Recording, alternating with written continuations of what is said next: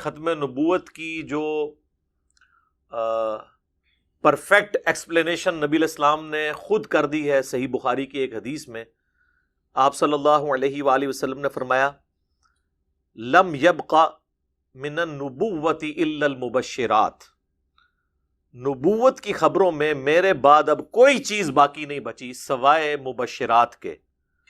پوچھا گیا یا رسول اللہ صلی اللہ علیہ وآلہ وسلم یہ مبشرات کیا ہیں؟ تو آپ نے فرمایا کہ نیک خواب ہے، یعنی نبی علیہ السلام کی وفات کے بعد قیامت تک اللہ اور مخلوق کے درمیان علم الغیب کے حوالے سے اب صرف ایک موڈ باقی ہے، اور وہ ہے خواب۔ کوئی کشف نہیں، کوئی الہام نہیں، ورنہ نبی علیہ السلام کیٹاگوریکل ڈینائی تو نہ کرتے۔ اور یہ وہ بات ہے جس میں میں غامدی صاحب کے ساتھ ہوں، اتنے پورشن میں کوئی شک نہیں، اس میں یہ بات ان کی بالکل درست ہے۔ حتیٰ کہ اس امت میں جس شخصیت کی بنیاد کے اوپر یہ پورے کا پورا سسٹم کشف اور الہام کا کھڑا کیا گیا، ایک روایت جو دلائل النبوہ امام بیہقی کی کتاب میں موجود ہے، مشکات المصابیح کی 3 جلد میں آپ کو کرامات والے چیپٹر میں مل جائے گی کہ سیدنا عمر نے اپنے ایک فوجی جرنیل کو آواز دی تھی یا ساریت الجبل، تو وہ کہتے ہیں کہ مدینہ شریف سے 600 کلومیٹر دور سیدنا عمر کو اللہ تعالیٰ نے وہ دکھا دیا، اور ان کی آواز وہاں تک پہنچی، اس نے سن بھی لی، جس میں انہوں نے کہا پہاڑ کی طرف متوجہ ہو جہاں سے دشمن آ رہے ہیں، تو وہ ایک شکست جو ہے وہ فتح میں بدل گئی۔ تو یہ روایت ہی اصول محدثین کے اوپر ضعیف ہے۔ محمد بن اجلان راوی اس میں مدلس ہیں اور ان سے روایت کر رہے ہیں، اور دوسری سند تو ویسے ہی منقطع ہے، مرسل ہے۔ یہ دونوں اسناد کے اوپر شیخ زبیلی زئی رحمہ اللہ تعالی نے مکمل بحث کی ہوئی ہے، ان کے مقالات چھپے ہوئے ہیں، اس میں آپ دیکھ سکتے ہیں۔ آج وہ میرا ٹاپک نہیں ہے۔ بہرحال اس کی بنیاد کے اوپر انہوں نے یہ مسئلہ کھڑا کیا تھا اور اپنے بزرگوں کا کشف ثابت کیا۔ ہم یہ کہتے ہیں کہ اگر یہ روایت صحیح ہوتی جو دور کی کتاب میں ہے، جو مین سٹریم کی کتاب ہے وہ تو ہے صحیح بخاری، اس کا آپ کتاب الشہادات چیپٹر کھولیں، اس میں سیدنا عمر کا اپنا قول ہے۔ جب حضرت عمر اپنے آپ کو خود کلیریفائی کر دیں تو کوئی ان کے حق میں کشف الہام کیوں ثابت کرے گا؟ میں نے ڈیٹیل کے ساتھ اس کے اوپر ایک لیکچر دیا ہے، مسئلہ نمبر 6B، کشف الہام اور خوابوں سے متعلق فرقہ وارانہ نظریات کا تحقیقی جائزہ، آلموسٹ 1.5 گھنٹے کی گفتگو ہے، اور اس کا 6A مسئلہ جو پارٹ تھا پہلے والا وہ علم الغیب سے متعلق تھا۔ تو کتاب الشہادات چیپٹر میں صحیح بخاری میں موجود ہے، سیدنا عمر فاروق رضی اللہ تعالیٰ عنہ علیہ السلام کہتے ہیں کہ جب تک نبی صلی اللہ علیہ وآلہ وسلم ہم میں موجود تھے تو اللہ تعالیٰ وحی کے ذریعے ہمیں آگاہ کر دیتا تھا، چونکہ غیبی خبر کا تعلق صرف نبی کے ساتھ ہوتا ہے۔ سورہ آل عمران کی آیت نمبر 179 میں اللہ تعالیٰ نے بڑے سخت الفاظ میں تنبیہ فرمائی ہے کہ اللہ کی تو یہ شان ہی نہیں ہے کہ وہ کسی انسان کے ساتھ کلام کرے اور اسے اپنے غیب کے اوپر مطلع کرے۔ یہ اللہ کی شان نہیں کہ وہ کسی انسان کو اپنے غیب کے اوپر، ان سین چیزوں کے اوپر مطلع کرے سوائے اپنے پیغمبروں کے۔ اور پھر ساتھ اللہ نے فرمایا کہ تمہارا کام یہ ہے کہ اللہ اور اس کے رسول کے اوپر ایمان لے کر آؤ، ان کی غیبی خبروں کے اوپر۔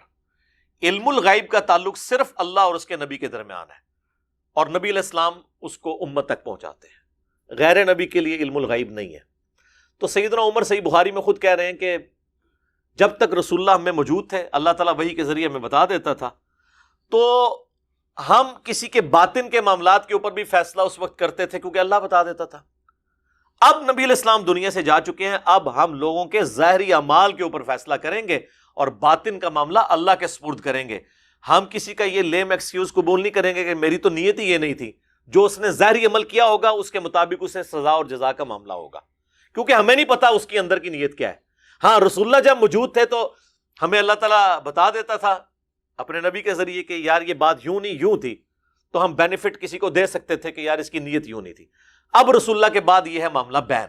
تو سیدنا عمر صحیح بخاری میں تو خود ان کا قول موجود ہے کہ رسول اللہ کے بعد تو ہم لوگوں کے ظاہری اعمال کے اوپر فیصلہ کرتے ہیں، ہم ان کے باطن کے معاملے کو اللہ کے سپرد کرتے ہیں، ہمیں تو پتہ ہی نہیں کہ باطن میں کیا ہے۔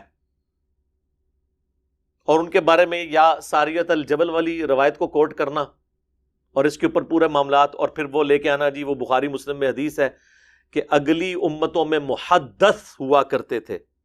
ایک لفظ ہے محدث زیر سے، محدث حدیث روایت کرنے والا، محدث یہ یعنی پیسو کا ورڈ ہے، جس کے دل میں بات ڈالی جائے. جس طرح کہ موسیٰ علیہ السلام کی والدہ کے دل میں بات ڈالی گئی، وہ پیغمبر نہیں تھی. عیسیٰ علیہ السلام کی والدہ کے ساتھ تو جبرائیل علیہ السلام نے آ کے ڈائریکٹ گفتگو کی، حالانکہ وہ پیغمبر نہیں تھی. تو بخاری مسلم کے الفاظ ہیں اگلی امتوں میں انبیاء کے علاوہ محدث بھی ہوا کرتے تھے جن کے دل میں اللہ بات ڈال دیتا تھا. میری امت میں اگر کوئی محدث ہوتا تو عمر ہوتا. بعض اس کا ترجمہ کرتے ہیں کہ میری امت میں اگر کوئی محدث ہے تو عمر ہے، اور پھر لا کے یا ساریت الجبل پیش کر دیتے ہیں دلائل النبوہ سے. بھائی بخاری میں حضرت عمر کا قول میں نے آپ کو پیش کر دیا، وہ تو اپنے بھی محدث ہونے کا انکار کر رہے ہیں کہ میں بھی نہیں ہوں. یہ اسی طریقے سے ہے کہ میرے بعد اگر کوئی نبی ہوتا تو عمر ہوتا. جامع ترمذی میں حدیث ہے صحیح سند کے ساتھ. اس کا یہ مطلب نہیں کہ حضرت عمر ہو گئے ہیں، ایک فضیلت کے لیے، اور اس سے ہو سکتا ہے ایون محال چیز کے لیے بھی ہو سکتا ہے کہ آپ سمجھانے کے لیے بات کریں. جس طرح کہ سورہ الزخرف میں آئے قل ان کان للرحمن ولد فانا اول العابدین. اے نبی علیہ السلام فرما دیجئے کہ بالفرض اگر اللہ کا کوئی بیٹا ہوتا تو سب سے پہلے میں اس سے پوچھ رہا ہوتا. اب اس کا یہ مطلب نہیں ہے کہ لم یلد ولم یولد ختم ہو گیا، بات سمجھانے کے لیے. اسی طریقے سے صحیح بخاری میں ایک قول ہے جو قادیانی دجال کے ماننے والے پیش کرتے ہیں، اور آدھی بات وہ کہتے ہیں جی عبداللہ ابن ابی اوفا نے روایت کی ہے. جب ان سے پوچھا گیا کہ آپ نے نبی صلی اللہ علیہ وآلہ وسلم کے بیٹے ابراہیم کو دیکھا ہے، تو عبداللہ بن ابی اوفا جن کی کافی زیادہ عمر ہوئی تھی، وہ 86 ہجری میں فوت ہوئے ہیں. تو صحیح بخاری میں الفاظ ہیں، ان سے پوچھا گیا آپ نے نبی صلی اللہ علیہ وآلہ وسلم کے بیٹے ابراہیم کو دیکھا ہے؟ تو کہتے ہیں ہاں میں نے اسے دیکھا ہے، وہ چھوٹی عمر میں ہی فوت ہو گئے تھے. اگر وہ زندہ رہتے تو پیغمبر ہوتے.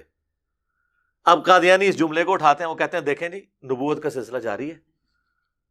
بھئی یہ اسی طریقے سے جو میں نے آپ کو مثال بیان کی ہے قرآن سے، اور اگلے الفاظ کھا جاتے ہیں وہ ان کی موت ہے.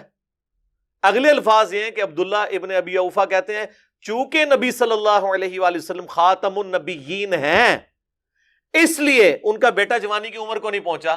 ختم نبوت یہ وجہ تھی، چونکہ آپ خاتم النبیین ہیں تو اللہ تعالیٰ نے آپ کے بیٹے کو جوان ہونے نہیں دیا، ورنہ پروٹوکول کے طور پہ اللہ تعالیٰ اسے بھی پیغمبر بناتا جس طرح اگلے پیغمبروں کے بیٹے بھی پیغمبر تھے.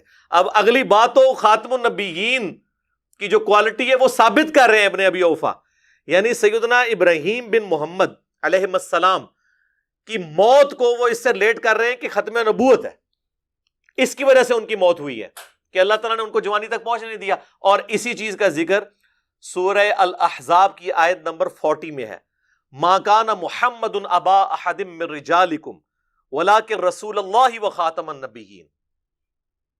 محمد صلی اللہ علیہ وآلہ وسلم تم مردوں میں سے کسی کے باپ نہیں بلکہ وہ تو اللہ کے رسول ہیں اور سلسلہ نبوت کی مہر ہے.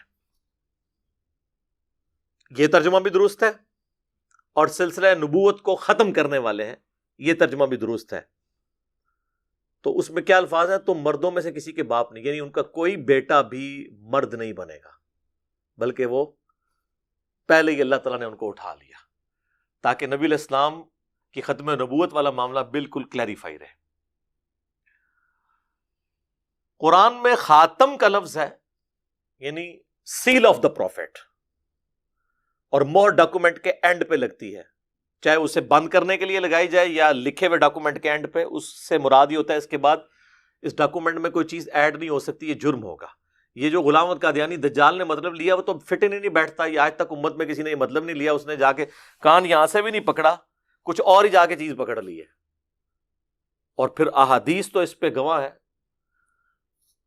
آج میرا ٹاپک نہیں، یوٹیوب پہ میرے 2 کلپ ہیں